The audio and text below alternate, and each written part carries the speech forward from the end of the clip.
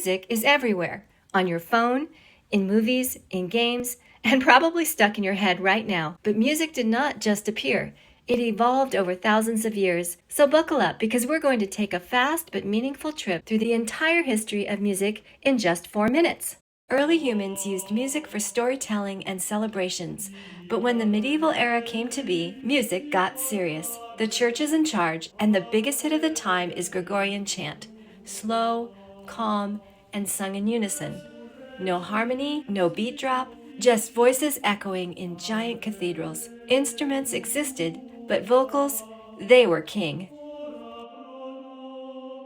On top of that, a nun named Hildegard von Bingen was standing out and making history as one of the very few female composers of her time.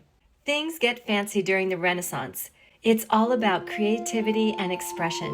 Instead of one melody, composers start stacking melodies on top of each other. This is called polyphony, and it sounds rich and full. Music isn't just for the church anymore. People are writing songs about love, life, and everyday drama. Plus, music printing means songs can spread faster than ever. Renaissance composers like Tallis, Palestrina, and Josquin des Prez are writing motets and madrigals. If Renaissance music walked, then Baroque music strutted. This era is dramatic, emotional, and detailed. We get huge moments like opera, orchestras, and powerful instrumental music. Everything is decorated. Fast runs, big contrasts, strong emotions. Think intensity, but classy. Baroque music wanted you to feel something, and Bach, Handel, and Vivaldi were composers who made that happen. After all that drama, the classical era becomes more chill.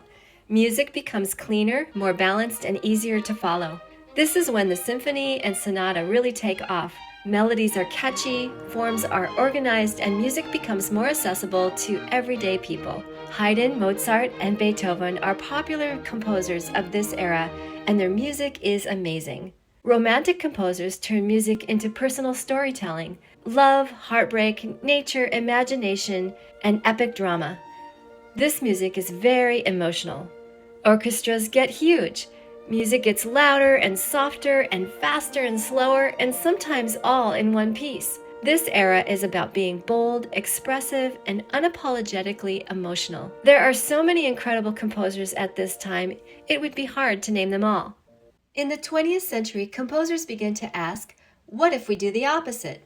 Composers started experimenting with strange rhythms, new sounds, and totally different systems of music.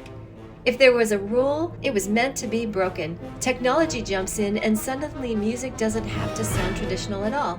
This era is chaotic, creative, and unpredictable.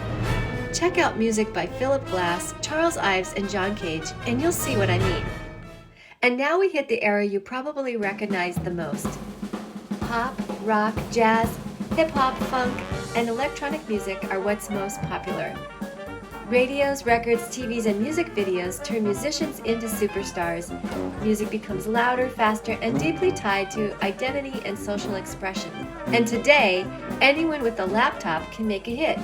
Genres blend, trends move fast, and music spreads worldwide in seconds. Artists pull inspiration from every era before them, remixing history into something new. Music is faster moving, more diverse, and more personal at any point in history.